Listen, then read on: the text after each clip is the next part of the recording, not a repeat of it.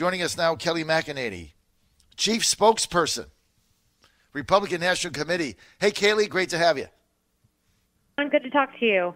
So we got a lot to talk about. So your op-ed on 2020. I like that. But there's a lot of frustration here in Trump MAGA world that we can't even get a tax cut 2.0 passed out of the House. So people say, okay, so we did all this work. Things didn't turn out well. We lost 40 seats, but we still got a majority. And they can't even pass the tax cut that they passed to make it permanent and send it to the Senate. Can you understand some of the frustration? Yeah, I can certainly understand that. You know, when you control both houses, people expect things to be done. We have done a lot in 2 years. But as you know, you have to get 60 votes in the Senate. We were able to pass the first round of tax cuts with 50 plus 1. That's not the case this time. There are special budgetary rules that have to be put in place for another round.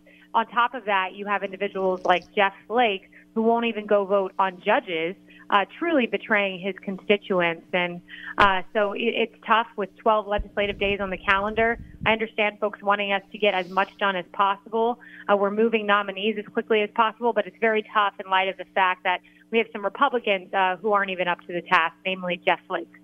You know, thanks for calling him out, because Jeff Flake runs around as the, never Trumper extraordinaire, whatever he thinks he is.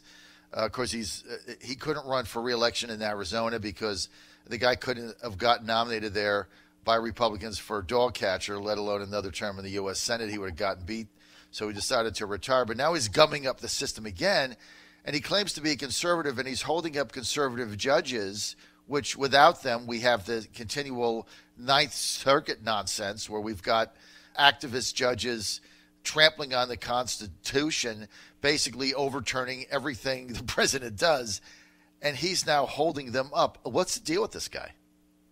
Yeah, exactly. And he's someone who paraded as a Tea Partier. Of course, I'm a big fan of the Tea Partier cause as a conservative, but he's not that.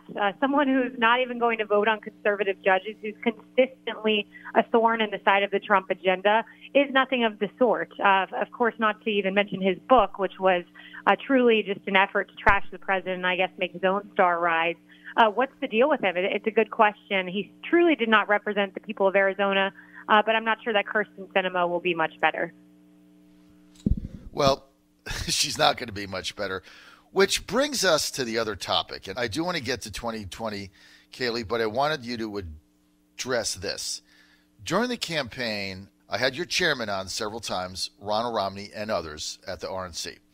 And they were telling me how great their early balloting initiatives were doing. Normally the Democrats annihilate Republicans on the ground in mail-in ballots. And they were saying that there's actually states where they had more mail-in ballots and they were ahead and they had this big ground game.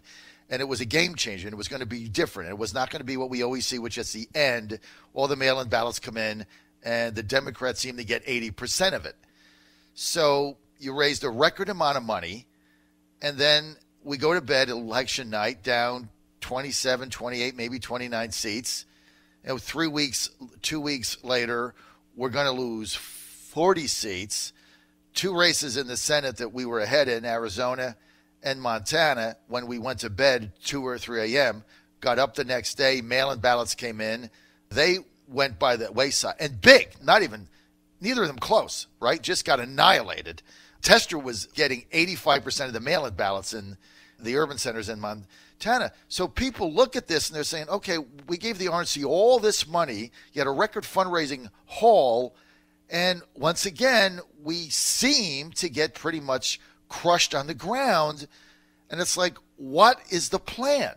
Because it's very frustrating to see we were at 27, now we're at 40. We thought we had 4 U.S. Senate seats. 2 of them went by the wayside. Thank God we saved Florida. So the question is, from the Republican National Committee, you raised all this money, and it looks on the surface like a failure in some of these House races. Can you help us understand why and what you're going to do going forward? Well, as you noted, what the RNC does is put in place a ground operation. We did that. We made more than 80 million voter contacts. That's more than anyone has made in any election cycle for a midterm ever in history. We had 500 staffers on the ground over 29 states. Raised a record amount of money. The RNC did their part. We showed up. We put in the apparatus to win. But the pendulum swings, as you know, going back to in history, every president loses seats in the House in his midterm election. Not every president gains Senate seats. In fact, going back 80 years, there's only been 10 Senate seats gained by a president sitting in office for his first midterm. Well, 20% of those were gained by President Trump. So it was a pretty good midterm considering history, put in light of history. Of course, we did not want to lose the House, something we never wanted to see happen, but we were able to hedge our losses. And again, it all has to be put in the context of history. I know we want to win every election, but the Republican Party cannot win every election going forward for all of time. Pendulum always swings in the other direction, but we managed to put in a pretty good showing in light of history and what history tells us. Okay, that's a good answer, but it leaves me a little hungry, right, at the end. I mean, I get the fact that you contacted, whatever you said, 80 million people. But a lot of us go back, and as you know, Kayleigh, I didn't like Mitt Romney. I was for Newt Gingrich. I couldn't stand the guy.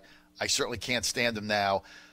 But during the Romney campaign, the RNC, and I don't even remember who the chairman was there, but they had these victory centers, and they kept getting on the radio and telling me all over the country how many people they had touched, and then they got blown out. So I really lost confidence in that how many people we touched thing, because I don't even know what that means. I'm just looking at the results. So once again, we get annihilated on the mail-in ballots. I mean, the Democrats have figured this out. What is the plan to combat this or get even with it? How did they get all these mail-in ballots and we don't seem to be able to compete with it? Walk us through that. Yeah, a lot has changed since the Romney years. You're right that was kind of a moment of reckoning where the Republican Party looked and said, what are we doing? We've got to make changes here, which we did, because up until that point, President Obama had pretty extraordinary data operation. And what I mean by that, I know it sounds like a wonky RNC, DNC term, but your data is everything. It allows you to target individuals, know which houses to go to, which doors to knock on, which phone lines to call. We invested $250 million, and that allowed us in 2016 to see, wait, we're seeing a little uptick in Michigan here. And we were able to send the president to Michigan to knock on the right doors, our ground operation, call the right phone lines, and win Michigan, which hadn't been done since the 1980s, and Wisconsin and Pennsylvania, and hedge our losses in the midterm. So going forward into 2020, the DNC has nothing at all able to match what we have. I think 2020 is a different story than 2018 because President Trump's name is on the ballot. Notably, his name was not on the ballot this time. He tried as best he could to bring candidates close to him to go to their districts to win these races. But if you'll notice, the candidates who lost in the House were the ones that did not stand by President Trump. I can name them. The president named them. They're the individuals who said, I don't want President Trump in my district and I don't stand by his policies. I think it'll be a different story in 2020 because President Trump's there and he will have the RNC there to support him. All right, so I just got a text here from Pam Brown, who is the Republican unit chairman of Norfolk, Virginia. And she says, tell Kayleigh, those of us serving as unit chairman at a victory center in 2012 will no longer trust the RNC. Now, this is only one person, obviously, and we can't go back. That's 2020 is 8 years removed. I don't want to relitigate that campaign. But the question is, why do the Democrats outmaneuver Republicans in district after district on mail-in ballots? What do they have that we don't have? Look, we have the same thing that they have. Do you think they outmaneuvered us in 2016? No, they certainly didn't. President Trump won that election. I can go back to history, but the pendulum swings. We cannot control every single individual and how they vote. What we can do is put in place the best operation we could possibly have, and we have that in place at this moment in time, and we are ready for 2020. And President Trump obviously is very happy with the way the RNC is running. He just renamed Chairwoman McDaniel last night as the head of the party. So he's confident in this operation. Brad Parscale is confident in this operation. And we're ready to go. We're ready to win. It's going to be 2016 all over again. And we have the operation in place to make that happen. You're on the John Fredericks Radio Network, Trucking the Truth Across America. We're with Kayleigh McEnany. She is the chief spokesperson of the Republican National Committee and their chief of communications. So, Kayleigh, let's give you some good news, right? And the good news is you got 50 million Republican votes in the midterms. You never got that many in the history of the United States. So you got 50 million votes, right? It's just that the Democrats got 60 million. And even though even that is misleading, because in a lot of the areas where the Democrats got the extra 10 million votes, it was in the right and left coast urban areas where there was really no Republican competition, and they were running up big numbers, right, in big urban centers. So you look at the 40 seats you lost, and when you break down the number of total votes in those 40 seats, I mean, it's under a million. I mean, it's not a lot of people, right? So that's what you're looking at in 2020, that with Trump on the ballot, that you'll be able, I mean, I think I read the other day, if they have a 40-seat majority, you're going to have to win so many seats back. And the majority of the seats that you have to win back are going to be in districts that Trump carried in 2016. So it's actually the opposite of 2018, right? You have the opposite effect. Right. I think you're exactly right about that. And you look at the seats we lost, you know, they were a lot of times in states that, you know, we will probably not win, I can confidently say, in 2020. Of course, we aim to win every state, but a state like California, we lost a lot of seats there. You know, that's a state that, you know, it's probably not going to win in a presidential election, just historically speaking. So when you look at the map and you look at the way folks voted, I think we are in good shape. Of course, we can't take anything for granted. We have to be able to go out in Wisconsin, Michigan, Pennsylvania, and articulately make our case. And certainly if Democrats put up a populist-esque candidate, someone who will talk tough on trade, but whose other economic policies are disastrous, who aren't free market policies, who don't support tax cuts. Someone like Elizabeth Warren, I'm saying, someone like Bernie Sanders, they're socialists. They will try to make the trade argument. They'll try to win states like Wisconsin and Michigan and Pennsylvania with the trade talk, but we have to be able to articulately make the argument, hey, you might be saying the trade talking points, but your socialist policies will be disastrous. So we have to be on point on messaging on healthcare as well. But I think you're right. You know, looking at the states we won, the seats we lost, we might lose California, we might lose some of those liberal states, but we will win Michigan, Pennsylvania, and Wisconsin if we make the right argument. Well, and for the House, you're going to have to win 19 seats back to re-seize control in 2020, assuming there's still one seat in California, which hasn't been called, but the Democrats ahead, which is going to give the Republicans, 199, and the Democrats 236, basically, is going to be their majority. So you're going to have to win 19 seats back. 16 of those seats, 16 of the 19 that you have to win back, Trump carried the district in 2016. So you're going to be the favorite to win those back if you can get the right candidates and get the money and get the ground game in there. You have a chance to get the majority back. Let's get to tax cut messaging. I thought from coming out of Ryan's committee, I guess, what do you call that? The National Republican Congressional Campaign Committee or whatever it is. I thought their messaging was about the stupidest I've seen in my life on these tax cuts. He came out with something called a better way forward. Nobody knew what the hell it meant. Does that mean like I've got a better way to like cut my grass? I had no idea what they were talking about. He had charts and maps. I mean, would you agree with me that the messaging on the tax cuts and what it means for average Americans was not what it could have been?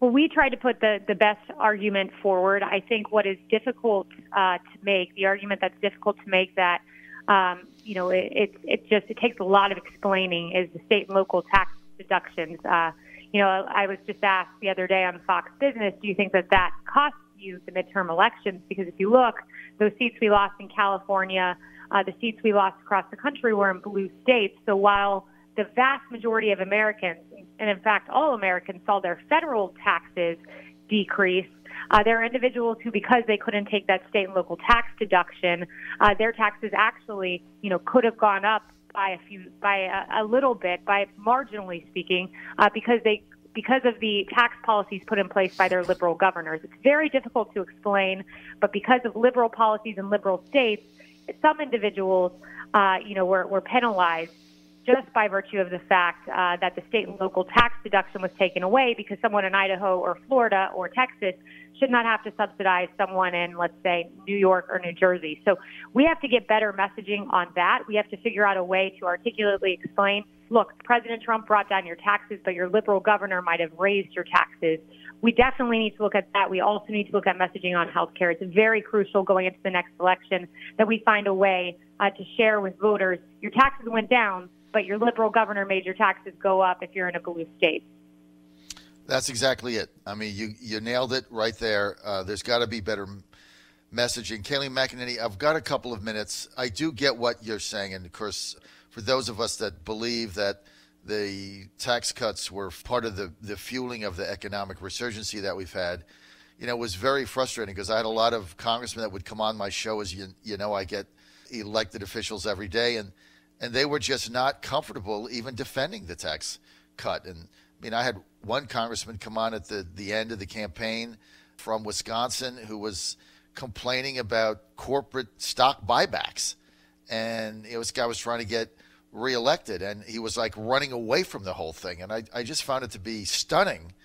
It's like, well, if a corporation, it's like if you own any retirement fund whatsoever, even if it's $500, if a corporation takes the money and buys stock, that raises their stock price. If that stock is in your portfolio, it benefits you. It's like they couldn't even explain it.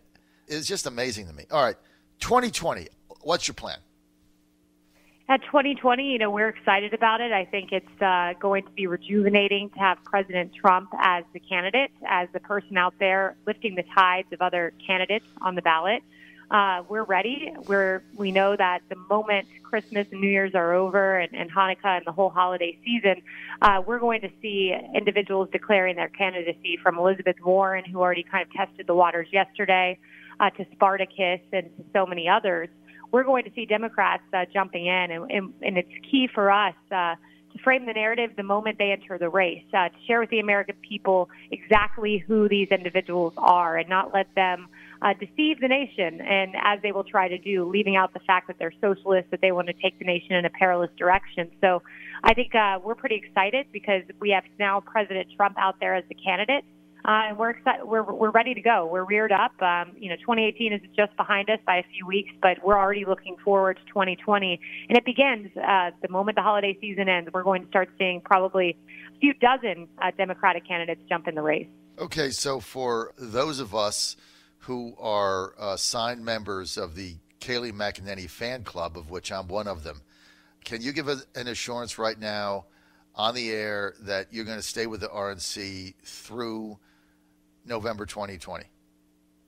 Hey, I can't give any assurance of anything, so we'll see where I'm at, but I can assure you of this. I love the RNC. It's great to be there. I have no plans at the moment of going anywhere else, but wherever I can serve the president, I will be. I will be serving the president in some capacity, and no plans to leave the RNC, but the president calls me in a different role, and I'm happy to serve in that capacity because I'm all about the 2020 cause, and right now I'm serving best at the RNC. Kayleigh McEnany, spokesperson, Republican National Committee, and for Ronald Romney McDaniel, thanks for being with us. Thanks for sharing that insight. Really appreciate it. Thank you so much.